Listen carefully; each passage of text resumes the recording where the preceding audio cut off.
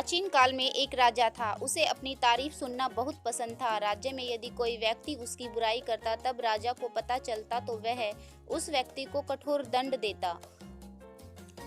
राजा की 7 पुत्रियां थीं। एक दिन उसने अपनी सभी बेटियों को राज दरबार में बुलाया तथा मंत्रिमंडल व पुरोहित भी सभा में उपस्थित थे। सभी अपने राजा की मनस्थिति से परिचित थे, इसलिए कभी राजा का विरोध नहीं करते थे। राजा ने सबसे पहले अपनी बड़ी बेटी से पूछा, पुत्री बताओ तुम किसके कर्म का खाती हो। बेटी ने कहा, पिताश्री आपके कर्म का, क्योंकि आप राजा हैं तभी तो हम राजकुमारियां हैं। यदि आप गरीब होते तो हम भी दरिद्रतापूर्ण जीवन व्यतीत करती।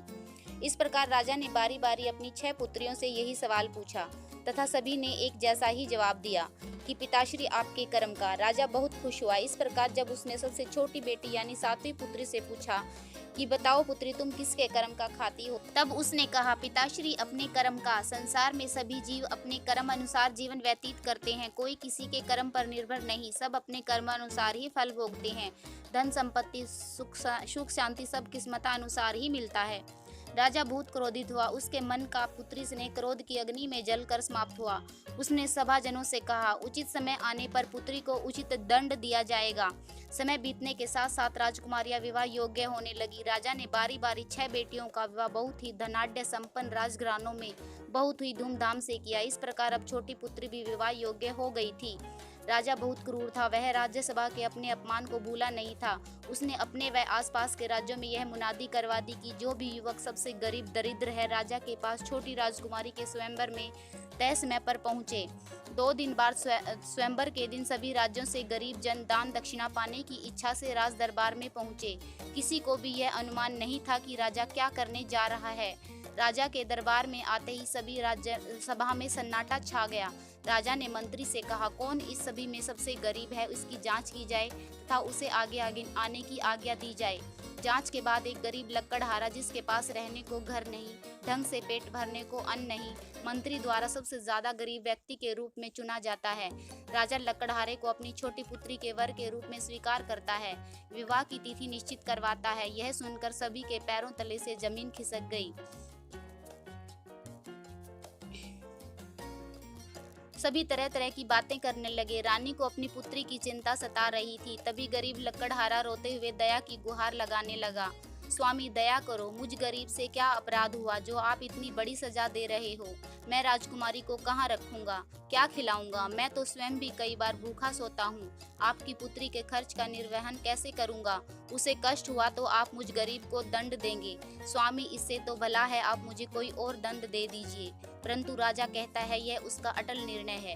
तय तिथि को दोनों का विवाह बहुत गिने चुने अतिथियों की उपस्थिति में साधारण तरीके से संपन्न हुआ। राजा उपहार स्वरूप कोई संपत्ति भी उन्हें नहीं देता तथा विदा कर देता है। राजकुमारी इसे अपनी किस्मत का लेखा समझकर कोई विरोध नहीं करती। वह लकड़हारे को अपने जीवन साथी के रूप में मन से स्वीकार करती है।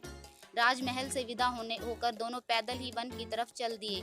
नगर के बाहर राजकुमारी को उसकी माँ यानी महारानी की एक खास दासी मिली तथा लाल कपड़े में कुछ बंधा हुआ सामान राजकुमारी को देते हुए उसने कहा, यह तुम्हारी माँ का भेजा हुआ आशीर्वाद है। राजकुमारी ने उससे लिया तथा फिर लकड़हारे के पीछे पीछे चलने लगी। लकड़हारा पूरे रास्ते इसी उधेड़बुन में रहा कि राजकुमारी को अपने साथ ले तो आया, पर अब क्या होगा। वन जहाँ पर वह लकड़ियाँ काटा करता था वहीं उसकी एक जर्जर हालत में झोपड़ी थी। वह झोपड़ी के बाहर बैठ गया तथा राजकुमारी से कहा, मेरे पास तो यही महल है, अंदर जाओ। आसपास लकड़हारों के कुछ और परिवार भी थे। औरतों ने उसकी पत्नी की यथासंभव सहायता की। राजकुमारी ने झोपड़ी को साफ सफाई व लीप पोत कर सुव्यवस्थित किया। अगले दिन सुबह जल्दी उठकर राजकुमारी ने नहा धोकर पूजा करने लगी। लकड़हारा अपनी दिनचर्या के अनुसार जंगल से लकड़ियां काटने चला गया। राजकुमारी ने देखा घर में खाने को कुछ नहीं था तो उसने उपवास रख लिया।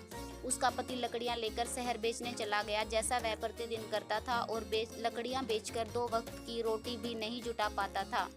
परंतु आज लकड़हारे को बहुत जल्दी ग्राहक मिल गया तथा लकड़ियों का दाम भी पहले से 2 गुना मिला। उसे याद आया कि घर में खाने को कुछ भी नहीं है। उसने कुछ अनाज व मिठाइयाँ खरीदी। आज कमाई भी बहुत अच्छी हुई थी। लकड़हारा घर पहुंचा तो उसकी पत्नी राह निहार रही थी। वह आज बहुत खुश था। राजकुमारी को सामान देकर कहा, कुछ खा लो, पहले इसमें फल व मिठाइयाँ हैं। पहले भगवान को भोग लगाया तथा फिर दोनों ने खाया। इस प्रकार अब लकड़हारे की सारी लकड़ियां बहुत जल्दी बिक जाती थी। वह दाम भी उसे अच्छा मिलता था। वह दिन में 3-4 चक्कर लगाने लगा। जितनी लकड़ियां लेके जाता तुरंत ही बिक जाती। शहर में उसकी लकड़ियों की बहुत मांग बढ़ गई थी। उसने कुछ लड़कों को काम पर रखा, बैलगाड़ी खरीदी ताकि अधिक लकड़ियां बाजार में बेच सके। देखते ही देखते कुछ ही दिनों में वह लकड़ियों का बहुत बड़ा व्यापारी बन गया। अब झोपड़ी के स्थान पर बड़ा सा महल था। आसपास नगर बस गया। महल में नौकर चाकर तथा सर से पांव तक हीरे जवाहरात जड़ित गहने पहने राजकुमारी व बच्चों की किलकारियों से गूंजता आंगन किसी स्वर्ग से कम न था। तथा मीलों दूर राजकुमारी के पिता के राज्य में कई सालों से घोर अकाल पड़ा। धरती बंजर हो चली। सारी प्रजा रोजी रोटी की तलाश में कूच कर गई। अब वहाँ न कोई राजा था और न ही कोई प्रजा। सब समाप्त हो चुका था। राजकुमारी के पिता की स्थिति इतनी दयनीय थी कि अब उसकी पत्नी छाछ बनाती तथा वह नगर नगर घूमकर दिन भर छाछ बेचता। एक दिन राजकुमारी बच्चों को खाना खिला रही थी। उसने एक आवाज सुनाई दी, छाछ ले लो छाछ, बहुत मजबूत छाछ ले लो छाछ। उसने खिड़की से बाहर देखा। उसे अपनी आंखों पर यकीन न हुआ। यह क्या हुआ प्रभु, ये तो मेरे पिताश्री हैं। उसने तुरंत ही दासी से कहा, इस छाछ वाले बुजुर्ग व्यक्ति को बुलाकर लाओ। दासी उस व्यक्ति को बुला लाई। अपने पिता की ऐसी दशा को देखकर राजकुमारी से रहा न गया और वह पिता से लिपट कर रोने लगी। बुजुर्ग राजा अपनी पुत्री को पहचान नहीं पाया तथा बोला, पुत्री तुम कौन हो? जल्दी से छाछ ले लो, मुझे घर वापस भी जाना है। आज कोई बिक्री नहीं हुई है। मेरी पत्नी कल से भूखी है। राजकुमारी ने कहा, मैं आपकी वही सबसे छोटी पुत्री हूँ। क्रोधित होकर आपने मेरा विवाह आपने गरीब लकड़हारे से कर दिया था, परंतु आज तो आप तो राजा थे। यह दशा कैसे? माँ कहाँ है? किस हाल में है? मुझे सब बताइए। राजा ने कहा, पुत्री तुमने ठीक ही कहा था कि सब अपने कर्म का खाते हैं, तुम भी और मैं भी। तुम्हारे कर्म में राजयोग ही था, जो मैंने लाख बुरा चाहा परंतु तुमने राज ही किया, और यह मेरे कर्मों का फल है कि मैं राजा से भिखारी बन गया। तुम्हारी माँ सारा दिन अंधियाई आंखों से छाछ बुनती है और मैं दर दर बेचता फिरता हूँ। हो सके तो माफ करना बेटी। बुजुर्ग यह कहकर वापस चल देता है। तभी वह कहती है, रुकिए पिताश्री, मेरी माँ की एक धरोहर है मेरे पास, उसे लेते जाना। लाल कपड़े में बंधी 2 सोने की ईंटें लेकर वह अपने पिता के हाथ में रख देती है। यह वही आशीर्वाद था जो महारानी ने अपनी दासी के हाथों अपनी बेटी को दिया था।